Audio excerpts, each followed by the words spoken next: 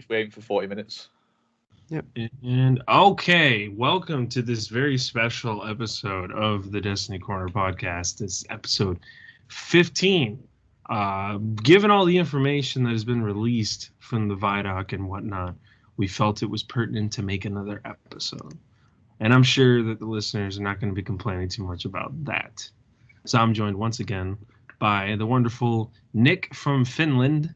Hello, guys. Hello. And John from the UK. Hi, guys.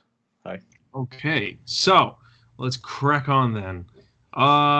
There was recently released a Vidoc by Bungie, and let's just dive right into it. It was really interesting. What stood out the most from you guys? We'll start with John. So the amount of story in it for a Vidoc, which usually goes into subclasses, destinations, etc., there was a lot of story in there. And if there's this much story in a Vidoc, what we're going to get in the game? You know, it's just like, getting to see Osiris, getting to see Aldrin or the Crow or whatever he's going by, and just understanding how things work, and that more people have got the stasis abilities than I thought we'd have. I didn't think that the Drifter, the Stranger, and Eris Small was all going to be walking around with stasis, but they're just throwing it out like shade. It's just awesome to see. So, what about you, Nik? Well, like you said, story, and just also we got a lot of glimpses of what they're doing with existing locations even. So you had we're going to get into it too, but the new occurrences in the Dreaming City, I was happy to see that. I don't know if you noticed it, like some kind of Wrathborn hunts or whatever. Yeah. There was a little bit of that, so I was excited to see just for the old stuff too. But obviously, also we got that character screen of the inventory where you can briefly see like the character and how the different spec trees look, and I thought that was cool. Bit of a redesign there, and yeah, just more stasis, more ice. Yeah, ice, baby. Nice. Yeah, and they were talking about, again, the whole storm system they developed briefly. And like that very, very much looks very interesting. And then we saw these guns have thermal scopes, which is very cool. I believe in Division 2, there's only one scope that does that. So it's cool that Destiny's going to take the throne for thermal scopes. But it's cool. I mean, like, you know, we've never really had something like that in Destiny. And me and John and I have railed on about how we believe this game really needs to do a better job of immersing you in the world. And I think this is a good step towards that. You know, This isn't something that's like, wow, but it's like, this is cool. Like, this is a good way to immerse us in Europa. You know, it's a stormy, cold world, and this will be cool to see the weather changing. You know, there are other games like Division 2 and other games, you know, like Skyrim and whatnot, you know. Crucify me in the comments because I don't really remember a lot of games right now. But there's a lot of games that have changing weather systems. So it's cool to see Destiny's finally got the capability to do that. And hopefully in the future, they can add this to other locations. I think not in the Vidoc, but in one of their This Week at Bungie's, I believe they said something about that very briefly. But I believe they said something that was like along the lines of like, we'd like to see this in the European Dead Zone or something like that. Yeah, it was new graphical content, wasn't it? So sun shafting and all that kind of stuff on planets.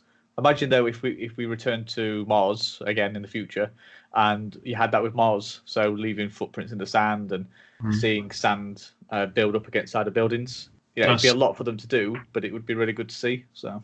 And also, like, I think the thing we've been missing a lot, and this is why I think Mars in Destiny 1 was better, but not by much. Not by much. The only reason I think it was better, and it had the same problem of being stale and boring, but the only reason I think Mars in Destiny 1 was better, because it was this wide open space that had the potential to have, like, dust storms.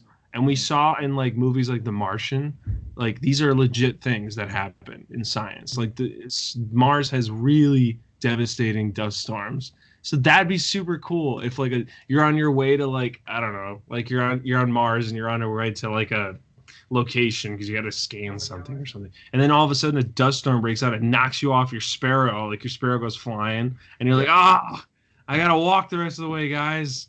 I'll be there in soon. You know. Speaking of sparrows, though, sorry to interrupt with it. Is all sparrows will be instant spawn? Why did it take this long? I know. I was like, yeah, it's a spawn sparrow. So which is great. Great quality of life. And I think that's what this expansion is going to end up being. Is it's not Destiny 3, but it probably would have been Destiny 3 if they'd stayed with Activision. So it's a lot of quality of life. It's a lot of dialing stuff back, resetting things. And the more I look at it that way, the more accepting I am of it. Because I still, as we'll get into shortly, I'm still not massively a fan of the amount of content, because things like Iron Banner, the Dawning, new season, they would happen anyway. It's not new content. The season, obviously, new content, 'cause it's been created, but the base Beyond Light content is still very thin on the ground. But if this is what they're starting with now, and they've got a 3 years planned, what's it going to be like in 3 years? So, or even in 18 months. So there was this interview that Luke Smith did recently. I think it was a couple of days ago, where he was setting expectations. I think it was in response to like trying to compare it to, for example, to Forsaken, when he said they had a much bigger team they were working with Vicarious Visions, and there was just like almost double the manpower to have a massive expansion like that. And he was just straight up said that it's not going to be as big, and nor will they probably ever do anything as big as Forsaken. Yep. So that's probably going to be a bit of a surprise for a lot of people. There's been a lot of hyping up of like, this is what we get instead of Destiny 3, so expect like a massive thing. But he basically said it's going to be in between what Shadowkeep was and Forsaken was. So. Yeah, bigger than Shadowkeep, but less than Forsaken, isn't it? Is what he was saying. And in that, he did, so tangent-wise, he did say, we don't need to worry about our vault. We can get rid of everything if we want, because all transmog will be pullable from the game, because they'll scan our account and they'll know what we've acquired, which is good, because my vault's full. So I know. Just get rid of some stuff. So yeah. Mm-hmm. That was good news. I mean, when I found that out, my vault was cleared. I mean, I have a habit before big expansions to clear my vault almost completely anyway, because like a lot of the guns in this expansion look way cooler. The armor looked super cool. So I just cleared my vault, cleared my inventory almost, because like, I don't care. I'm going to get new stuff. So whatever. That doesn't mean I'm okay with sunsetting, but I usually clear stuff regardless. But yeah, I mean, my thoughts on what Luke Smith said, I appreciate the honesty. I do. But like, that's a little worrisome to me. Like, we're probably never going to do something like Forsaken ever again. That is worrisome. That hit hard, just that. Yeah, because Forsaken kind of saved this game. In a sense, the game was really stale before Forsaken. Like, the player base was dropping dramatically. Then Forsaken came out and was huge and was cool. And then the Dreaming City was discovered and all that stuff. And then the Curse was discovered and the raid happened and all this cool stuff that happened. And it hit kind of like how Taken King hit. Like Taken King, like, let's be honest. I like House of Wolves, but like the first two expansions for Destiny 1 were not that good. They were fine. Then Taken, basically seasonal content, weren't they? Yeah, that's basically what they were. Just at a higher price. And then Taken King came out and like saved the game. Yeah. And Bungie has this habit of like, the game gets stale, big expansion, game is saved. And like Taken King was incredible. And then they followed it up, obviously, with Rise of Iron. Some people love it. I love it. Some people don't like it. That's fine. But it was pretty substantial for a DLC they didn't want to make. And so Forsaken comes around, saves the game. Then we have some really bad seasonal content for a while. Say what you will about Black Army and all that. They had elements of good, but they, on the whole, were not that great. And then we get Shadowkeep. It's teased and it's so cool. It seems so cool. Comes out, it's not that good. It's fine. Like, that was a big dud, in my opinion. So this is going to be great. Like, this expansion is going to be great, although the price point still seems a little high to me. Yeah, that's the thing, isn't it? Well, Go here's for the it. thing, right? If this is all he can say, as long as they are independent, or Yeah. I guess they're not, and they're being funded by Tencent and for like specific projects. But let's say they get acquired by Microsoft, then all bets are off, right? Then we can, then yeah. So at this stage, when they're sort of independent, then yeah, I believe that they just don't have the capacity, but it's all going to depend on whether or not they stay independent for the next few years. It's definitely, it's been eye-opening for what Activision did provide in terms of resources. So manpower, like they said, they had Vicarious Visions and a second studio. And then also, if you imagine that every expansion should have cost $50, if Activision was contributing $10 to $15 of that to bring it down to sell it, then that's a lot of money over sales that they're contributing. So it's just, we're so used to it being a certain kind of price threshold that for it to go boom and it doesn't include a season this time and it doesn't include this or whatnot, you're like, oh, the world we're in right now, it would go a long way. Mm-hmm. So do you guys feel that there's always going to be this push and pull of, like, let's say you have a big backer like Activision, then it's going to compromise other parts? Like, do you feel like them not being as agile maybe with game updates and transparency and all that stuff, like, is it a worth it trade-off for you guys? Until the game is out and we've played through the core content, I can't say, because this could be the best thing since Taken King. You know, in terms of like how it blows your mind with the gameplay, the replayability, what it does to the story, what it does to make us go around and be like, you don't play Destiny, you now need to play Destiny, you've got to play this game, it's amazing. Or it might not be like that, and then we go, well, we've just got what we had the past 2 expansions where they were funded, so what shackles were they putting on there? What creative decisions did they change? Because again, we won't know for another less than 2 weeks now, is it? Week and a half, 2 weeks. So, but I hope it's the case. I hope that is the case, that the shackles are off and they are doing some incredible stuff, and we can go, I don't care that there's, this level of content, it's worth every single pound or cents or euro, but we won't know. And it's a great question because I've not looked at it that way before. So it's good. Yeah. By you, Dimitri?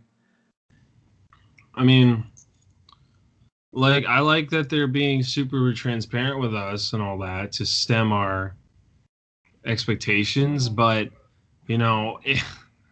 we were hoping, I know John and I were hoping so hard that there would be more to this, there'd be something more, because even with the roadmap and stuff, it just doesn't look like a ton of content, and I'm worried about this expansion because I'm worried that it's going to hit like Shadowkeep, where it was like, oh, it's really cool, oh, it's done.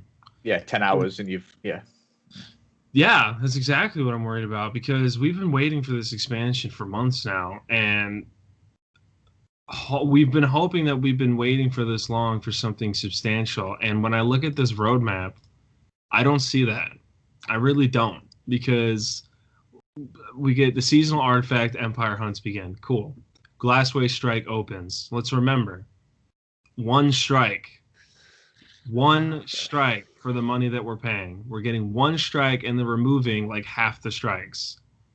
So that means, all right, and if people already have a problem with doing the strike playlist and saying, oh my God, I keep getting the same strike over and over. Well, guess what? It's going to keep happening now, because there's going to be way less. And then uncover Europa's secrets, whatever that means. That's for a while. So we'll see. Hopefully that means that while that we're doing it is cool.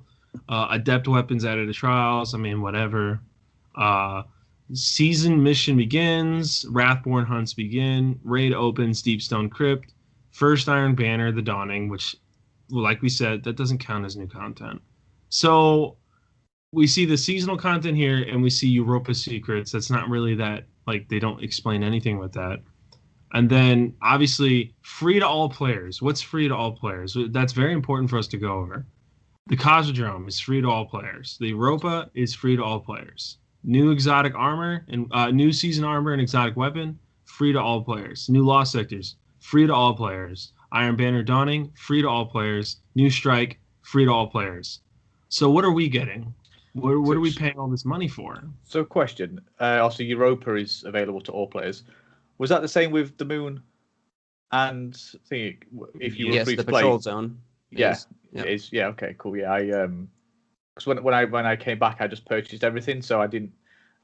It never was like, oh, this is locked. I just wasn't sure if it was. So, didn't know if that was something new that. So that's the new model. There's always going to be every patrol zone is always going to be free.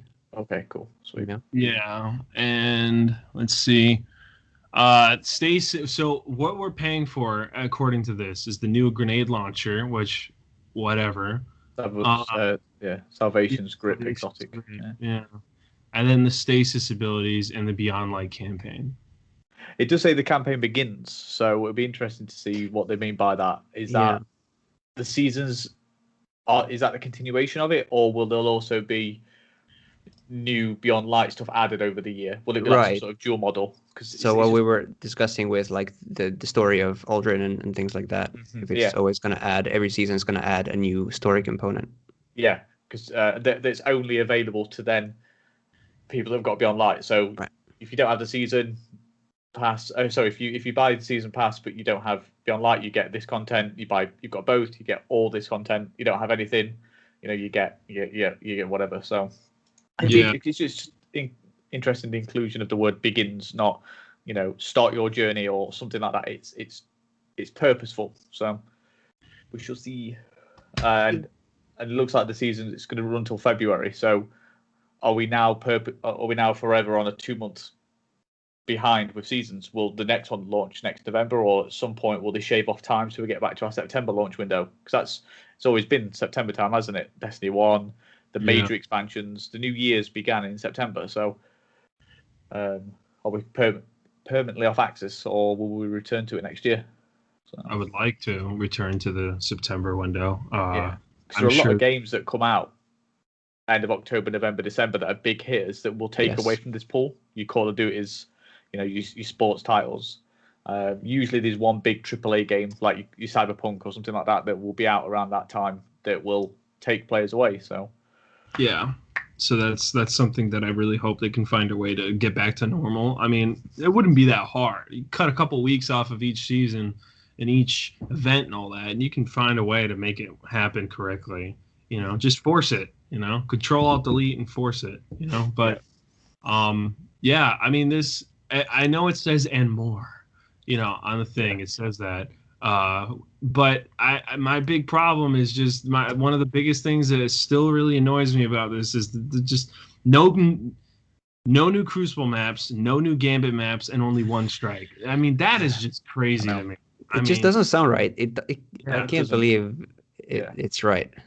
Especially Gambit, when the Drifter is such a key part of this narrative, or at least he appears to be.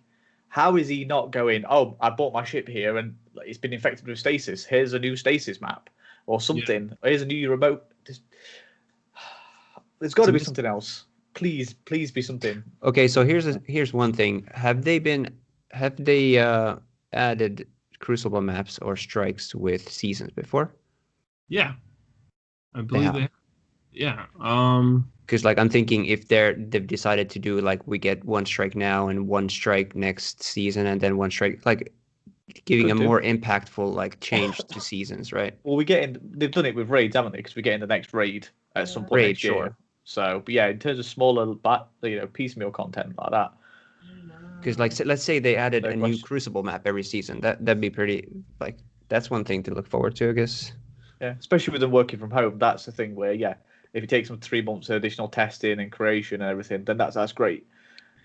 But then if it's not, and in 12 months' time, we're talking about the release of Witch Queen? No, no, the Witch Queen. Okay. Yeah. I think it's the Savathun expansion. If we're sat here then talking about it, and it's like, I hope it's better than Beyond Light, where we had one strike, no Gambit, no Crucible. And we ended up with 2 raids for 12 months. Yes. So I'm thinking the benefit of the doubt would be that they just need more time to finish them. And at the end of the day, if we're going to get 3 strikes a year, let's say, then instead this time they're going to space them out. Well, we are getting 2 strikes. We know we're going to get 2 more strikes, don't we? Because we're getting the Cosmodrome strikes. So we know we're getting those. But it depends what they do with it. It can't literally be Cephix Prime again. It can't literally be Omnigul again. We saw a bit of the Omnigul strike in the Vidoc, by the way. Did you guys notice? Was it? Yeah. Oh, cool. I didn't notice it. I did notice that it says Darkness subclasses, not Darkness subclass. It's plural. So whether that's them setting that up for future expansions, or whether that is the extra thing or something. Because and what would they be?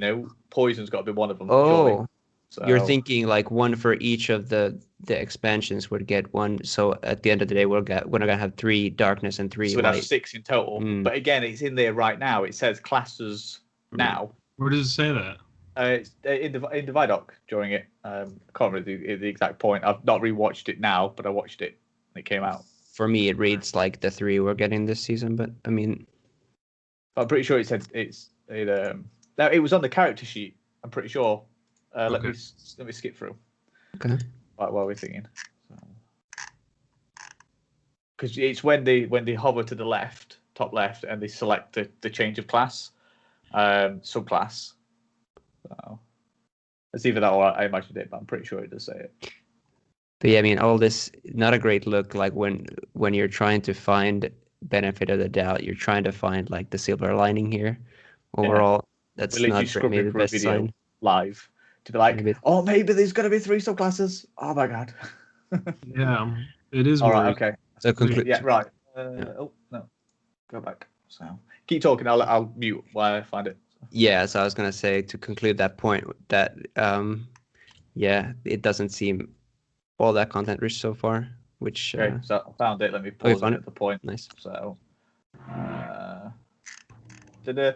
it's at 5:23. So it says select darkness subclasses because light has its own little subclass section, and then there's another meta section for darkness subclasses.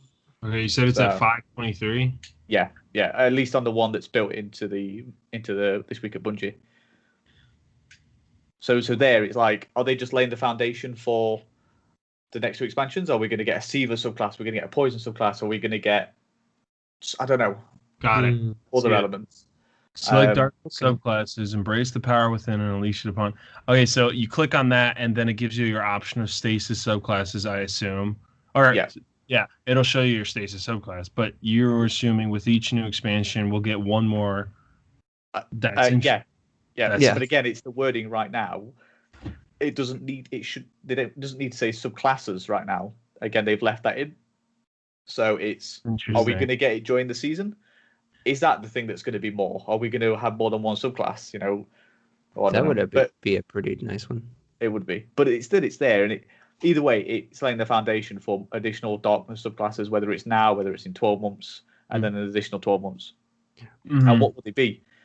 We say darkness, but Siva's not darkness to us, but they could retcon it that Siva did come from the darkness. So and that could be it. Control of Siva or something. Well, we're going to go deeper into the whole Savathun thing later on with the other expansions. So that makes sense for darkness, poison. Yeah, maybe something like that. Oh, imagine. And they'd probably be warlocks because of the way that their abilities work. So it blankets an area. So we'd get the mist. It wouldn't be a Titan, would it? Mist wouldn't be Titan, and it wouldn't be Hunter because it's too big of an area. Yeah. So poison throwing knives. Yeah, poison throwing knives or something. But yeah, the mist that the wizards the wizards that give off. Yeah, that they give off. Could be warlock. So I'm saying. Yeah. Completely block off a corridor during Crucible.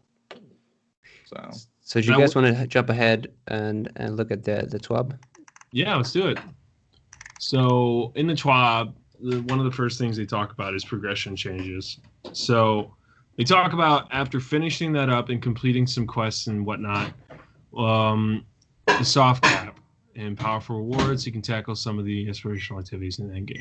After you reach the hard cap, there's an additional 10 power through pinnacle rewards if you want to hit the pinnacle cap. So starting on November 10th, the soft cap will be 1,200, the hard cap will be 1,250, the pinnacle cap will be 1,260. When you first log in, all of your weapons and armor will be at 1050. If you have anything already over 1050, it will be unchanged. And anything under will be brought up to 1050. New players will also start at 1050. So, obviously, it's a typical thing they're doing now. Yep.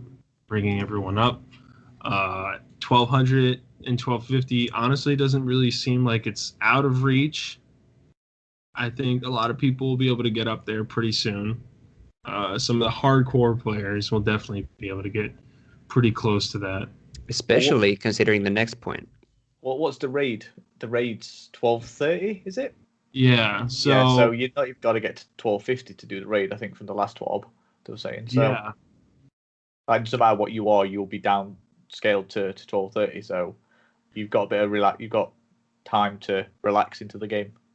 Yeah, and then immediately it jumps into powerful reward changes.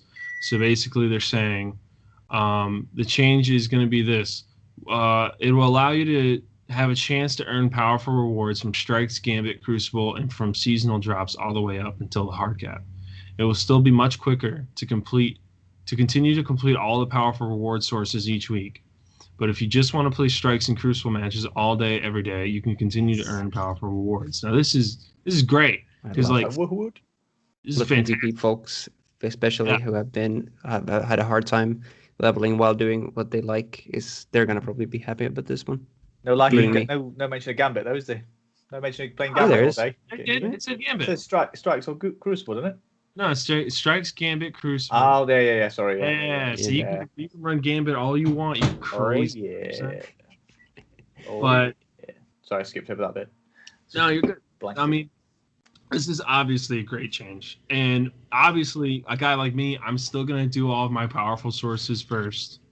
But then I can just, I know it's crazy. I like running Strikes. I really do. Mm-hmm. I think it's because I have this nostalgia for Destiny 1 Strike playlist. Yeah. It's fun to load in. And I think Destiny 2, just a quick little tangent. I think Destiny 2, it really struggles because I think part of what it's missing is that introduction when you're flying in. It's such a little change, but that helps set the tone. Whether we want it or not. Yes. We're loading into this one. Ooh! And then you drop in and the music for that location starts right before you land. And also this is a weird little thing, but I think that the light speed light show that's going on when you're flying, I think it looks better in Destiny 1 than it does in Destiny 2. It just does. The music. I don't remember what that song is called. I have to find it. It's on the Destiny 1 soundtrack though. And that music you listen to when you're flying in, and it's that soft, I don't think I can imitate it, but yeah, we know what you mean though. The hum. Yeah. Yeah. That song sounded so much better than the one we have now, which you can barely hear. It just helps set the tone. Yeah. And when you're running Strikes in Destiny 1, it's because you told your friends, all right, bro, we're running Strikes today, all day. Are you ready? Let's do it. And in Destiny 2, it doesn't have the same feeling. So very automated, isn't it, as well? You chuck my grenade, super, boss is dead. Oh, it's done. So, yeah. So, I don't know. And I think Destiny 2 is missing some of these unique, cool little bosses from Strike. And also, Strikes in Destiny 1, you could be doing it, and then halfway through, you run into some enemies out of nowhere that stop you from doing your strike. And especially when Taken King came out, when the Taken would show up out of nowhere, and you'd be like, whoa, what's going on? Some of the Sparrow sections trying to get to the boss. I don't remember the big falling guy. Boss. Yeah. I would really like in Destiny 2 during the Strike playlist if sometimes randomly Fallen with Stasis could just show up. That would be awesome. He dropped off in a dropship and just stop you from progressing your strike. That would be really cool. Bungie, if you're listening to this. Yeah, patch it in. Let's get it. That'd be cool. Later on in the season, it's fine, but it'd be a cool little change. It wouldn't take that much programming, just a couple fall and drop them off. It's not a huge change, but it helps set the tone of the conflict that is going on. Yeah, it makes it. Taken would show up. The Taken would show up in patrol zones and in strikes, and that would really set the tone for oh wow, the Taken War really is a thing. It is happening across the system. So that's just my thoughts on that. But yeah. Um, so these are great changes, obviously. I think everyone can agree that these are good. They also talk about tokens and collections. Um, Basically, they're saying they don't like the idea of token turning in. We know that a lot of higher end players would do this so that they could have a neck up on the competition. And people would use this to fill in their slots. So this might be taken a little bit badly by some of the community, but starting next season, gear received from collections and turning in tokens will have a lower power than in previous seasons. Gear earned through token purchases will be 20 power below your power level, and collection buybacks will be capped at 1050. So obviously, Bungie wants to stop people from using tokens to get to a higher power level because it, in their opinion, it nixes the gameplay. It stops you from engaging with the actual game. And I can understand that. I can understand both sides of like, but it's like, I just need to fill in this one slot and I'm just getting really unlucky. But if people read the TWAB, which a lot of people did not read the TWAB, if you read the TWAB, you would know that, okay, so they're taking this out, but they're also implementing powerful rewards into the playlists. So if you need to fill out a slot, go farm Crucible for like 2 hours, and then hopefully you get a pair of boots. Because the game does have smart loot, sort of. It still needs to be better. It's not perfect. It does. But they're taking one out and swapping it with another. It's like when I buy a pair of shoes, it's because I sold another pair, you know? So for those of the people that are criticizing, that's a change they need to look at. So obviously, it's a good change. Again, it should help the gameplay loop because it won't become Token Simulator. You'll have to play a solid amount of time and get a reward from it, which is good. Yeah. So economy changes, materials no home. Basically, what they're saying is, what is happening to the currencies found in the areas currently underneath the pyramids? And they said nothing. But they did say in Season 13, phase glass, alkane, simulation seeds, and seraphite will no longer be accepted by vendors. For those of you that have stockpiles, you can turn them into spider for glimmer. But they said that the best value for them is right now. So they said spend them this season because next season, the next season, they won't be worth anything. But this is good. I mean, nobody really used them at this point. Not that much. And we have like thousands of them. So I don't know about you guys, but when I swap over to my inventory screen, like like all the materials, rows and rows and rows. Same. So they're trying to limit that down, and I assume they're trying to like basically get them out of the game now, because it's just, I'm sure that's just taking up so much space that it doesn't need to. Faction tokens will get taken out. Expired ramen coupons will be taken out. I can understand why, and I'm totally fine with it. Honestly, just make it into like a quick little lore tab or something, and just like put it in the lore section or something. But I mean, they don't have to. If you really care all that much, you can always look it up on the internet and see what it said. It's been a couple of years. It's time to let it go. So these are all good changes. They're definitely going to free up space in the game. So bounty fatigue. One of the plans we previewed was to eventually replace weekly bounties with a new mechanism to provide players with a set of non-expiring and account-scoped objectives each week that will grant lots of season rank progress. We're still working on the system, and they'll share more before it's released in Season 13. So I like the sound of that. Yeah, Definitely. That's interesting. That definitely sounds not as overwhelming.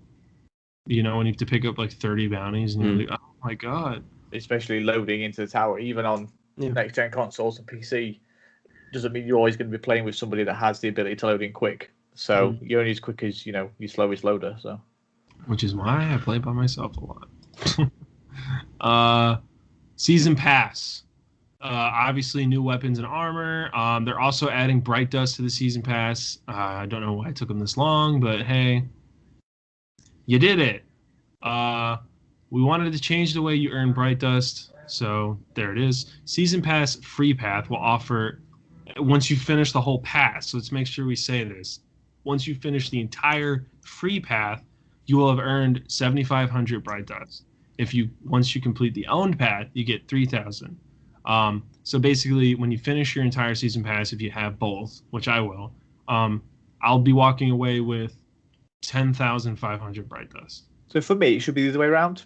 Yeah. Free should be 3,000 and paid should be 7,500. Yeah, I don't know if that makes me entitled or a snob for having the season pass, but I'm paying for it. I should get more. Yeah, I agree. So it's I don't know. It's not like, because otherwise you're like, oh, I can get this amount of bright dust, and that amount of bright dust, if I spent that on an item, would be this much. So I might as well just buy the season pass for this much, and I get more. Yeah. Does it? I don't know if does it read right to me.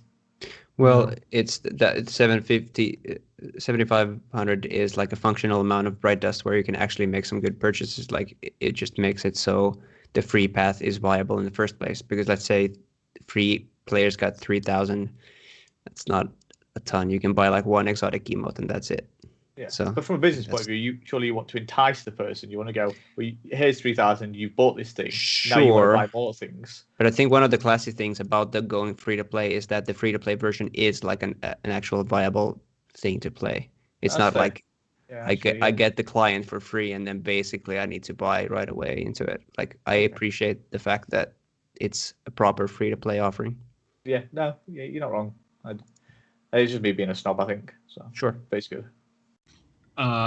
Basically, they talk about weekly bounties will award 100 bright dust. Season pass ranks will be available to be bought in week 5 instead of week 9. I mean, these are fine changes. Mm-hmm.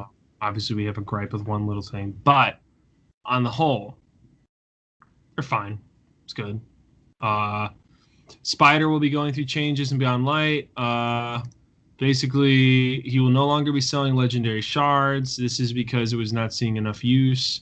In place of that, he's going to be selling enhancement prisms. They will come at 400 legendary shards per prism, and he's stingy, so you can only purchase 3 a week. That's kind of lame, but hey, it's better than legendary shards. We've taken another look at the enhancement core exchange works. The ascending cost mechanism has been removed. Thank God. Spider will now sell you 5 a day for a fixed price of 30 legendary shards. So obviously this is fine. This is good. This is needed because the system has changed. So it evolves with the game, doesn't it? And again, it encourages you to play a certain way instead of grinding stuff out, purchasing shards, purchasing something else. They want you to get a reward from playing the game. Mm-hmm. And it's a good move. I like it. Yeah. World activities, flashpoints, they'll be removed. Destination adventures will be removed. World quests from year 1 locations will be removed. Which is the flashpoint stuff is crazy to me. That's again a gameplay loop that they're removing. Yeah. You know, I don't understand it. There's probably a lot of system stuff in the background why they're doing it. But again, it's where's the flashpoint this week? Okay, it's here. All right, well, I need Vex for this weekly quest. It's here. They've got Vex. I can combine 2 things at once. So do you think that's going to be because of the Wrathborn hunts and things where you're going to have a weekly rotation of something else? It depends what planet they're on. If it's literally like for like and they rotate around planets, yes. If it's only on Europa, then again you're going to get it's going to get stale because you're just looking at the same blue and white screen. Well, the only thing we know is that it's going to be in Dreaming City for sure. On one hand, it could be like the new thing that they do for Dreaming City, like justifying having it around. Okay. Not bolting it, so who knows? But yeah. That's fair. Yeah, so, but I mean, we'll see what happens. Can't really give a lot of thoughts, obviously, because we don't know what's going to happen with that. So that's why the first one back after the launch will be awesome, because it'll be like... Yeah. Yes, indeed. Other than that, not a ton of changes else. And as we can see, we saw in the Vidoc, we see a lot of more dynamic looking locations. We see ships and storage facilities and stuff. Looks cool. The new armor and guns look cool. We saw how they work from home. I think we can all agree. Cool. And I'd like to see more of that. Let's see. We saw more of the subclasses and how they work in your system. Looks interesting. but I don't want to spend time talking about it too much because we can't really think about it until we actually play it. Mm-hmm. It's in our hands, yeah. Much we can get from this that we haven't already talked about, or that the community hasn't already talked about en masse. We saw at 9:23, you're talking with Varix and you're fighting a giant fallen walker, and it's called Brig House Salvation, so that'll definitely end up being a thing. And then for the last 45 seconds, let's talk about Crow real quick.